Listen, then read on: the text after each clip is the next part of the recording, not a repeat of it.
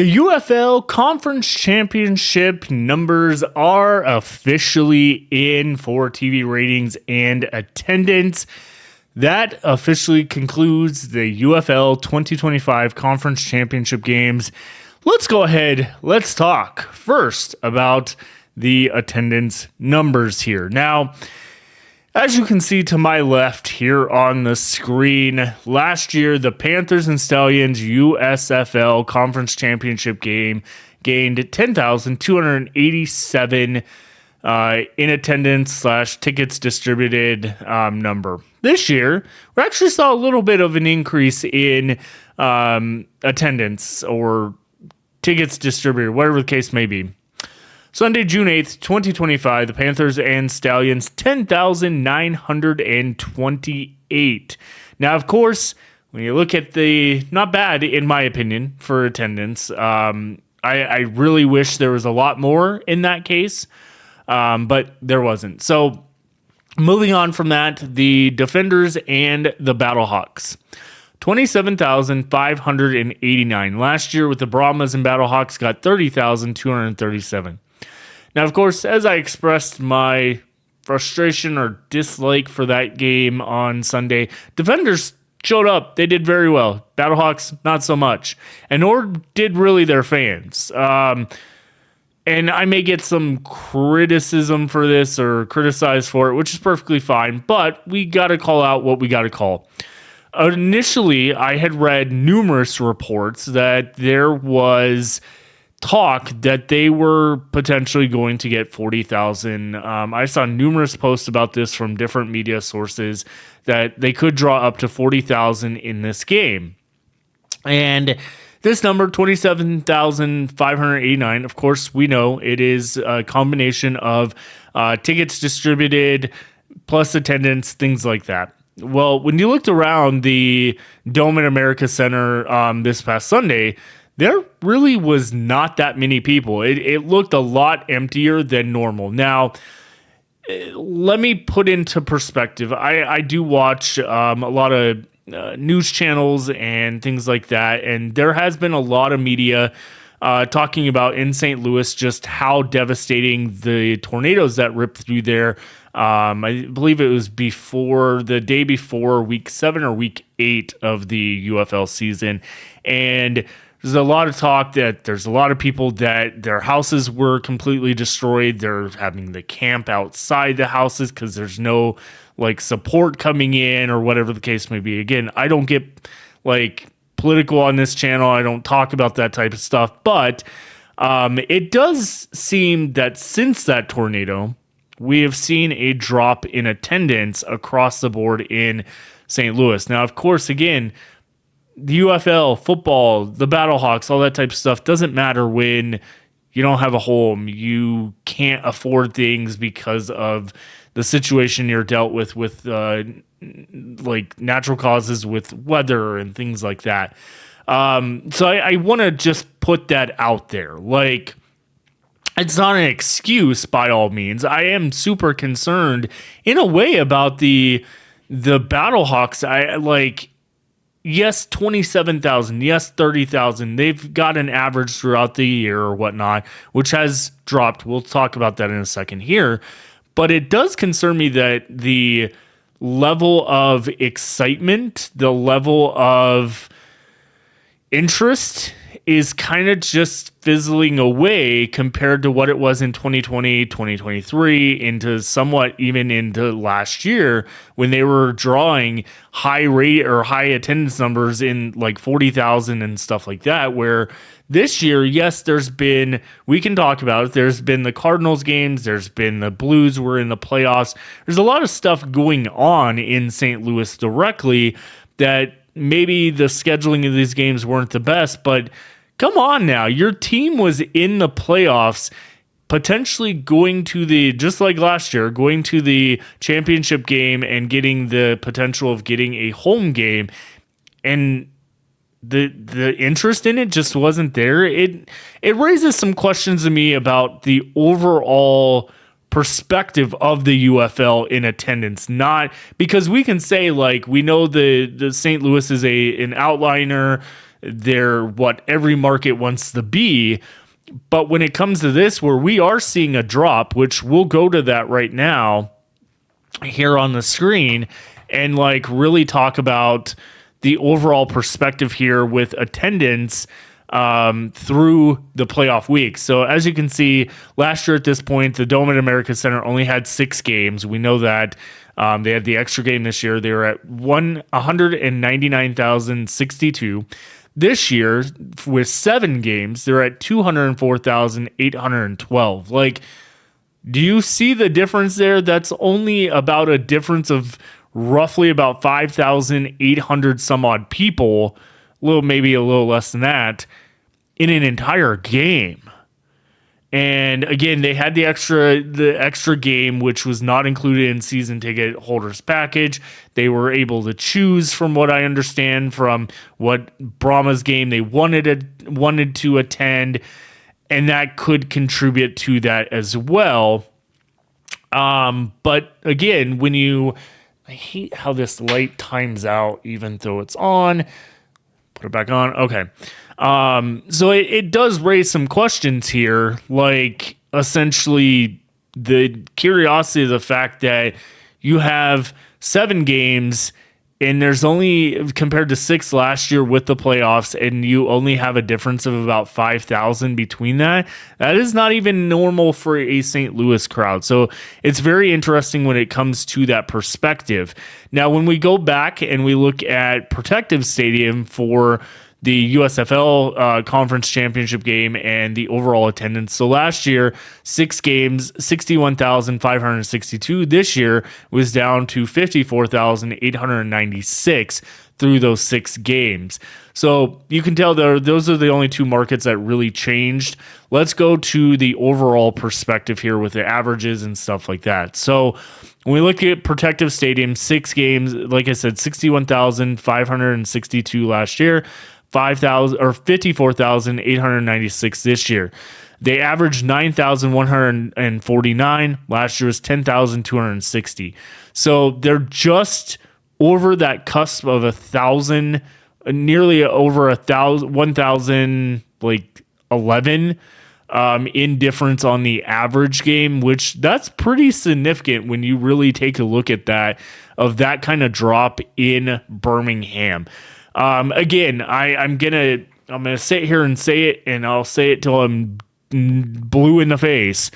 I do not believe that the league needs to move any team, and the just ridiculous commentary, the ridiculous comments that I see on a daily basis on this channel, on other channels, on social media, that they need to just move like almost 3 or 4 of the teams that are underperforming this year and just go to all brand new markets next year.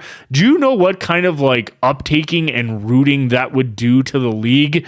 That they abandon 3 to 4 locations, plus they're expanding potentially into 2 new ones. So you're telling me that they would get up to almost 6 new locations out of the 10 that they would be in? Like, that is crazy to me that people would think that that's a wise business decision, and how much that could potentially cost the league on a risk. You have no data, like there is no data other than some of those markets that gets high TV ratings, which, keep in mind, Birmingham is a area, and we'll talk about that when we wrap up the season next week. Of all the numbers, Birmingham, Alabama is a very high market for TV ratings. So that's another thing to take into consideration. Now, I know last year Oklahoma City was a big TV rating for the UFL when they didn't have a team, or they don't have a team in that market. I don't know what that'll do this year. We'll look at those numbers once they're released. But again, there's an attendance problem across all 8 cities, except, in my opinion, Arlington. Now, Arlington's a little bit of a different perspective here because of the fact of how they're in a baseball stadium, or a former baseball stadium. It's very big, and you're getting the same attendance pretty much almost year after year. It's obviously dropped from the XFL seasons, but from last year to this year, it was only just about 1,000 different, or less than 1,000 difference. On average, it was like 100 people a game. So this is a big part to look at. But when we look at the perspective in the Dome at America Center for St. Louis, 7 games last year, overall the entire season, 229,458, averaging 32,780. This year, they're sitting at the 7 games, and they're at 204,812 with an average of 29,259. Now, I am curious if they will potentially get at least almost about the exact same, if not a little bit more, for the 8 games with the UFL championship game. Because keep in mind, tickets distributed, tickets that were already bought, tickets that are like resold. Just because St. Louis is not in there, it may be looking like empty in the stadium, kind of like it was last year. But when we take into consideration when we're talking attendance for these videos, they could potentially get over that 229,000 or come close to it. But again, we're talking 8 games compared to 7 last year. And I think that's where that really will be looked at next week and kind of dived into when I do this video of talking about how that market, there is some concern in my opinion, but it does question, is too much, is too many games too much for St. Louis to actually go to? And it does raise questions, but it also raises questions about the playoffs with St. Louis Blues. The Cardinals starts the season. There has been talk that they could move the season back in 2026 back to early March. We'll talk about that later because that also kind of coincides with potentially bringing back the Seattle Sea Dragons market due to the World Cup being at Lumen, or Seattle Stadium is what it's having to be called during the World Cup, and the renovations that will have to go into there. We'll be talking about that as well coming up this week, like maybe tomorrow or Thursday, because I do want to bring some attention to some of those rumors with Seattle coming back and when exactly Lumen Field is going under renovations and what that could do if they did bring the Sea Dragons back, and how that could affect attendance. It could affect the schedule. There's a lot that would play into that, but we'll talk about that in another video. But again, you can see my concern with even St. Louis market at this point at that question. So as of right now, through playoffs, we are officially at 524,998, on average 12,500 fans. So we're just about 1,005 per game have dropped in attendance. That is pretty significant when you look at it overall. We'll see what that final number comes into next week. I'm saying I'm going to predict it's going to be around 24 to 25,000 is my guess. Last year was around 27,000, I believe, for the championship game in St. Louis. So if you take that into consideration, we'd be looking at about, give or take, roughly about 551 or 52,000. So that would be roughly about a 30,000 drop in attendance from year 1 to year 2, which is super concerning when you look at it. But we'll talk more about that when we get the final numbers next week. So let's go on and move on to the TV ratings, where I do think that this was actually not as bad as, I'll be honest, as I kind of expected it. So when we look at this last year, the Panthers and Stallions, 3 p.m. Eastern time on June 8th, Saturday, ABC, 1,100,000 viewers. Guess what? It got the exact same this year. Exact same, which is very interesting. Same network, same viewership. Now, we can't say the same as for, and I totally got the game on that, on the top portion incorrect there. I do apologize.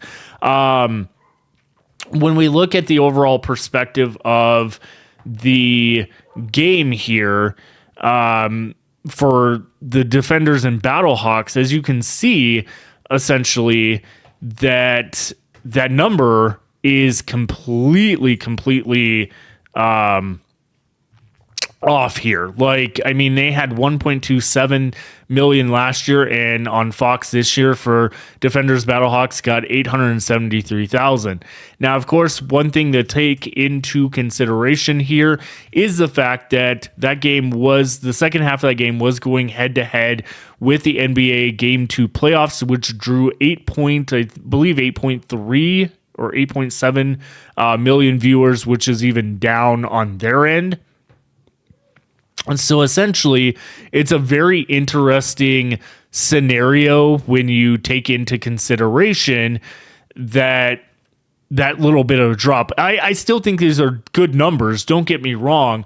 It's just interesting to see the perspective of the drop from last year. And again, I didn't think they were going to get like necessarily a million in that sense. Like, especially on Fox, I didn't think that, because we've not seen that rarely at all the entire season, except for when they had the Indy 500 as their lead-in for one of the games that got over 1 million.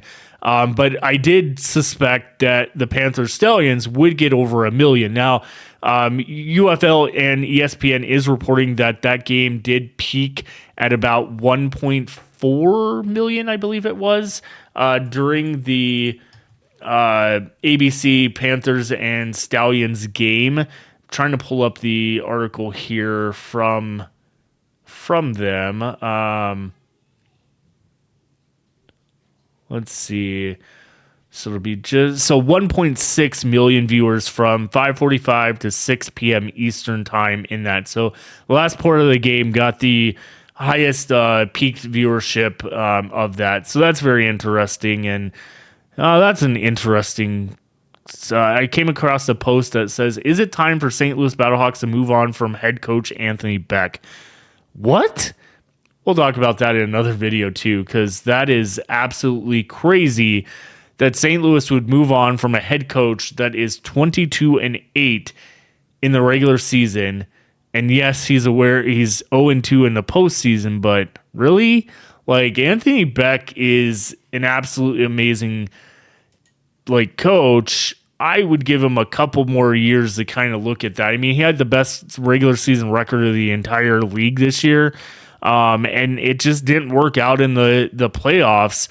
And that's one thing, again, going back to the playoffs, I don't want to get onto a tangent here, but with St. Louis, the one thing I talked about the Michigan Panthers was that they needed to stay focused on one quarterback. You didn't need Danny Edeling in there unless Bryce Perkins really got hurt again or whatnot. But if you stayed consistent with one quarterback, it would work out for you. Well, when you look at both the Birmingham Stallions, who I had a lot of questions in that game of why Jamar Smith was benched so quick after throwing an interception. It was very weird to me that happened. But then you look at St. Louis, they did the exact same thing, where Max Duggan was not performing, and then they went to Brandon Silvers, but just couldn't get the job done.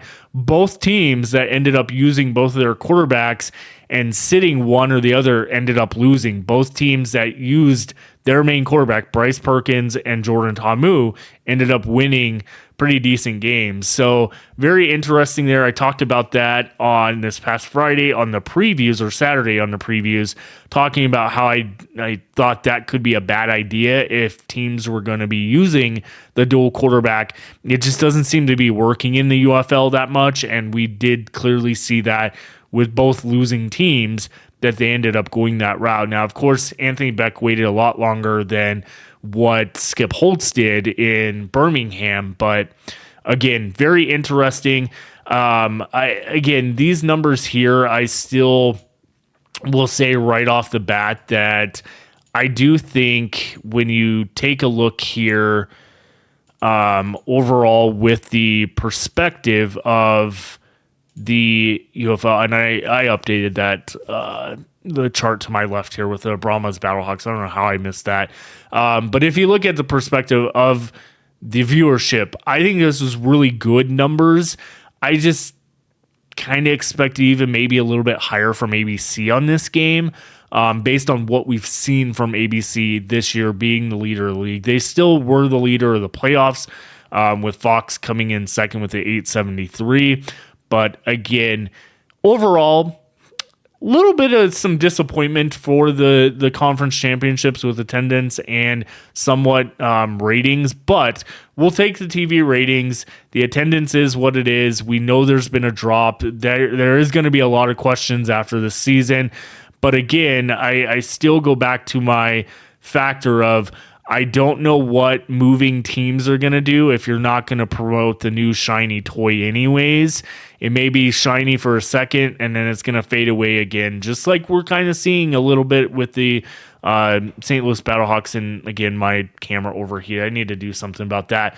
Anyways, so that'll wrap up this video. I truly appreciate everyone joining me here. Let me know in the comments what you think. This was a little bit longer, but I kind of wanted to talk through a few things with these attendance and TV ratings. So I appreciate everyone, and we'll see you back here on the flip side. Have a great one, everyone.